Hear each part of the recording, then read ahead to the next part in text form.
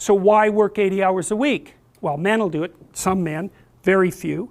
A handful of hyper-competitive men who are obsessed with hitting the pinnacle of the given dominance hierarchy they're in will happily work 80 hours a week, and they'll forego everything else. Relationships, family, children, way in the second category.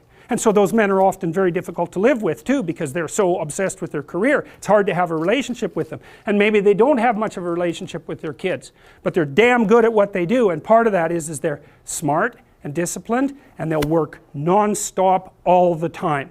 It's like an obsession, and that's the sort of people who run things. Those are the people who run things. Well, they're often also disagreeable too, because you want to manage people? Really? They're not going to like you.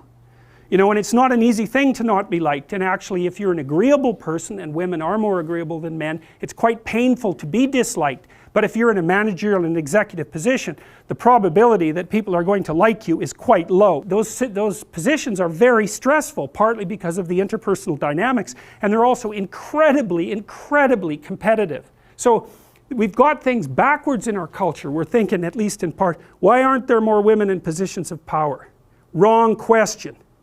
The right question is, why are there any men at all who want those positions of power? Because it's not just positions of power. You have to be such a knothead to think that. Oh, it's a position of power. It's like, sure, but it's a position of overwhelming responsibility.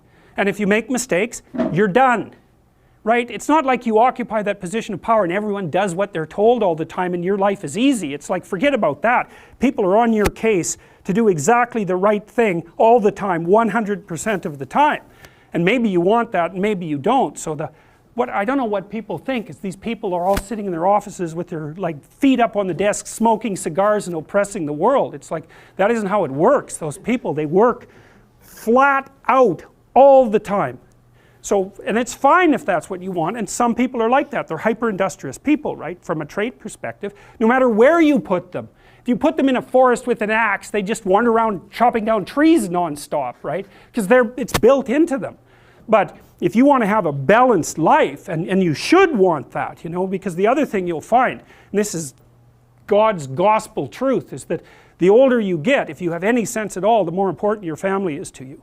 Like the utility of your career, maybe that peaks around 35 or 40 and it starts to decline pretty rapidly after that. And what happens, if you're fortunate, you have someone in your life that you love, that you've woven yourself together with, and you have some kids so that you have something to do from the time you're 50 till the time you're 80. And so it's a real mistake. It's a barren future without children, man, I can tell you that. It's a real mistake. And so we do a terrible job of say, putting that image forward and saying, well, yeah, now, you know, because women have access to the birth control pill now and can compete in the same domains as men, roughly speaking, there is a real practical problem here. It's partly an economic problem now, because when I was roughly your age, it was still possible for a one-income family to exist. Well, you know that wages have been flat, except in the upper 1% since 1973. Why? Well, it's easy.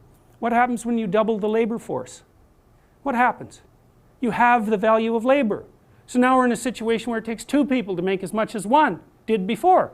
So we went from a situation where women's career opportunities were relatively limited to where they were relatively unlimited and there were two incomes, to where, and so women could work, to a situation where women have to work and they only make half as much as they would have otherwise. And now we're going to go into a situation, this is the next step, whereas women will work because men won't.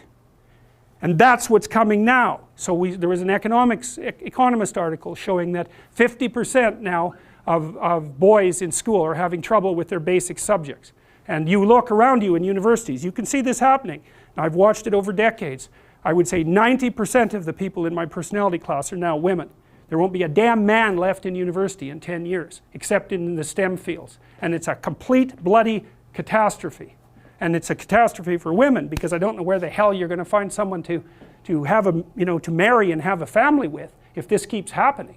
So, and you think when you're 19, because you're so clueless when you're 19, you don't know a bloody thing, you think, well, I'm not really sure I want children anyways. It's like, oh yeah, you tell how well you've been educated. Dismal.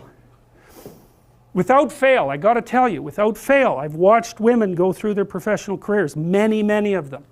It's a very rare woman who at the age of 30 doesn't consider having a child her primary desire. And the ones that don't consider that, generally, in my observation, there's something that isn't quite right in the way that they're constituted or looking at the world. Sometimes you get women who are truly non-maternal, you know, by temperament. They have a masculine temperament, disagreeable, they're not particularly compassionate, they're not maternal, they're not that interested in kids. Fair enough, man, but there aren't that many of them, and there's plenty who will not admit to themselves that that's what they most desperately want.